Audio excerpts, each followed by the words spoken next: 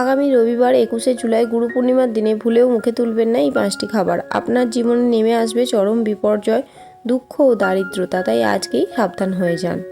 নমস্কার বন্ধুরা, আমি শিপ্রা। সবাইকে স্বাগত জানাচ্ছি শিপ্রা সিম্পল ব্লগে। বন্ধুরা, আশা করছি ঈশ্বরের আশীর্বাদে প্রত্যেকেই ভালো আছেন এবং সুস্থ আছেন। সামনেই আসতে চলেছে গুরু পূর্ণিমা। গুরুকে সম্মান ও শ্রদ্ধা জানানোর বিশেষ দিনই হলো গুরু পূর্ণিমা। আষাঢ় মাসের পূর্ণিমা তিথিতে প্রতি বছর গুরু পূর্ণিমা পালন করা হয়। এই দিন গুরুর পুজো করার প্রথা রয়েছে। হিন্দু ও বৌদ্ধ ধর্মে এই দিনটির গুরুত্ব অসীম। গুরু আমাদের মনে সমস্ত সংশয়, সন্দেহ ও অন্ধকার দূর করে নতুন পথের দিশা দেখায়। গুরুর দেখানো পথে চললে জীবনে সুখ, শান্তি, আনন্দ ও মোক্ষ প্রাপ্তি হয়। অর্থাৎ যিনি অন্ধকার থেকে আলোর দিকে নিয়ে যান তিনিই গুরু। গুরুকে শ্রদ্ধা জানাতে বৈদিক যুগ থেকেই গুরু পূর্ণিমা পালিত হয়ে আসছে। এই দিন আপনি যাকে গুরু বলে মনে করেন তার পুজো করা হয়। প্রাচীনকাল থেকেই এই দেশে গুরুদের সম্মানজনক স্থান দেওয়া হয়েছে। গুরুর স্থান বলা হয় সবার উপরে। গুরুই আমাদের পরম জ্ঞান দান করেন, তাই তাদের ঈশ্বরতুল্য বলে মনে করা হয়। গুরু পূর্ণিমা হলো একটি বৈদিক প্রথা, যার মধ্যে দিয়ে শিষ্য তার গুরুকে শ্রদ্ধা প্রদর্শন করেন। পৌরাণিক কাহিনী অনুসারে গুরু পূর্ণিমার পুণ্যতিথিতেই মুনি পরাশর এবং মাতা সত্যবতীর গৃহে জন্মগ্রহণ করেছিলেন মহাভারত রচয়িতা বেদব্যাস। তাই এই দিনে মহর্ষি বেদব্যাসের জন্মজয়ন্তীও পালন করা হয়। আবার হিন্দু পুরাণ অনুযায়ী মহাদেব হলেন আদি গুরু। দেবাদিদেব মহাদেব এই তিথিতে সপ্তর্ষির ৭ ঋষিকে মহাজ্ঞান প্রদান করেছিলেন। আদিযোগী শিব আদিগুরুতে রূপান্তরিত হয়েছিলেন। তাই বন্ধুরা, সনাতন ধর্মে এই দিনটির বিশেষ গুরুত্ব আছে। এই দিনটি পূজা অর্চনার মধ্যে দিয়ে এবং গুরুকে শ্রদ্ধা জ্ঞাপনের মধ্যে দিয়ে পালন করা উচিত। এবং তার সাথে সাথে সমস্ত হিন্দুদের খাদ্য খাবারের বিধিনিষেধগুলিও মেনে চলা উচিত। কারণ সনাতন ধর্মের নিয়ম অনুসারে বিশেষ তিথিতে খাদ্য খাবার গ্রহণ করার কিছু কিছু বিধিনিষেধ আছে।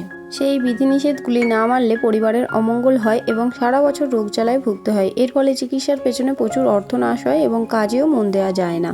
তাই আমার সকল দর্শক বন্ধুদের অনুরোধ করব যে আজকের ভিডিওটি কেউ স্কিপ না করে পুরোটা দেখবেন।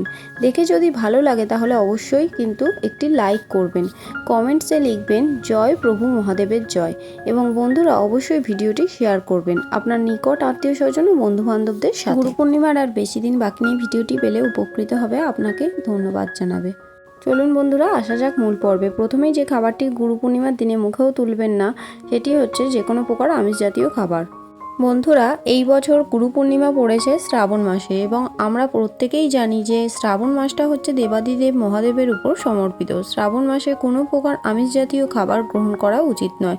এর ফলে মহা পাপ হয়, কারণ দেবাদিদেব মহাদেব হচ্ছেন পশুপতিনাথ।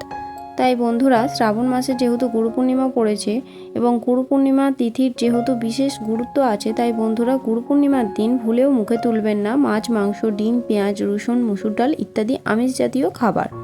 এই দিন সাত্ত্বিক বা নিরামিষ জাতীয় আহার গ্রহণ করবেন এবং এই দিনটি গুরুদেবের উপর সমর্পিত করবেন।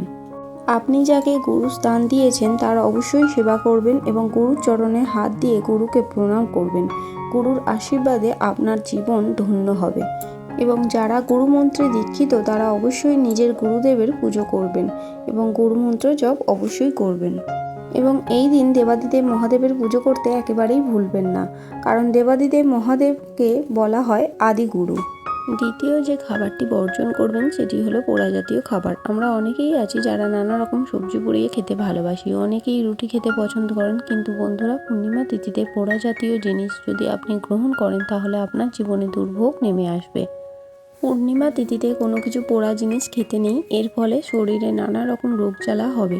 তাই পূর্ণিমা তিথিতে রুটিও বর্জন করুন, কারণ রুটি ও পোড়া জাতীয় খাবারের মধ্যেই পড়ে।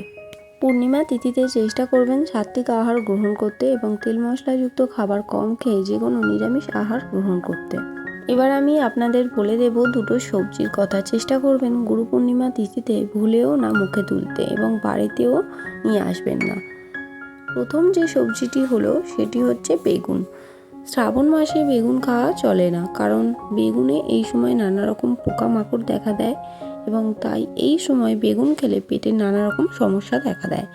তাই এই সময় বেগুন বর্জন করা উচিত। শ্রাবণ মাসে যেহেতু গুরু পূর্ণিমা পড়েছে, সেহেতু শ্রাবণ মাসে যে যে খাবারগুলি বর্জন করা উচিত সেগুলো গুরু পূর্ণিমাতেও প্রযোজ্য।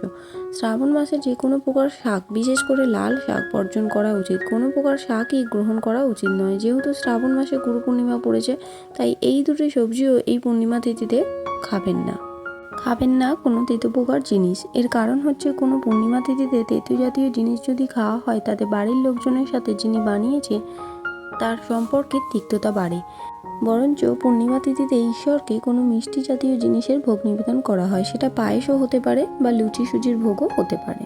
কিন্তু বন্ধুরা, যে ভোগ নিবেদন করছেন আপনি, সেটি খেয়েই উপবাস ভঙ্গ করতে হবে আপনাকে।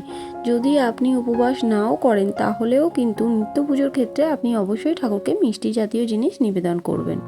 এবং মিষ্টি জাতীয় জিনিস আপনিও যেমন খাবেন, বাড়ির সবাইকেও খাওয়াবেন। কারণ পূর্ণিমা তিথিতে মুখ মিষ্টি করতে হয়। ভুলেও কোনো তেতো জাতীয় জিনিস খাবেন না।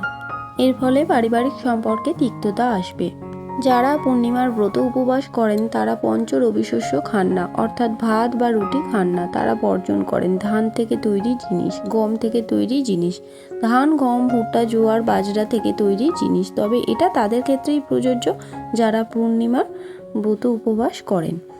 এবং গুরু পূর্ণিমা তিথিতে যেটি অবশ্যই বর্জন করবেন, সেটি হচ্ছে যে কোনো প্রকার নেশা জাতীয় জিনিস। এই পূর্ণ এবং পবিত্র তিথিটি আপনার গুরু বা শিক্ষকের উপর সমর্পিত। তাই এই দিন কোনো নেশা জাতীয় জিনিস গ্রহণ করবেন না। কারণ নেশা জাতীয় জিনিস মানুষ শুধুমাত্র ক্ষণিকের আনন্দের জন্যই গ্রহণ করে থাকে, কোনো পুষ্টিগুণ এতে নেই। তাই গুরু পূর্ণিমা তিথিতে এটি বর্জন করবেন। আজকের পর্বটি আমি এখানেই শেষ করছি। আশা করছি ভিডিওটি একটু হলেও উপকারে আসলো। ভিডিওটি যদি ভালো লেগে থাকে, অবশ্যই কিন্তু লাইক, কমেন্টস এবং শেয়ার করবেন বন্ধুরা। আর যদি চ্যানেলে নতুন হন, তাহলে অবশ্যই চ্যানেলটিকে সাবস্ক্রাইব করে আমার সাথে থাকবেন। দেখা হবে শিপ্রা সিম্পল ব্লগের আরও একটি নতুন পর্ব নিয়ে। সবাই ভালো থাকবেন, সুস্থ থাকবেন।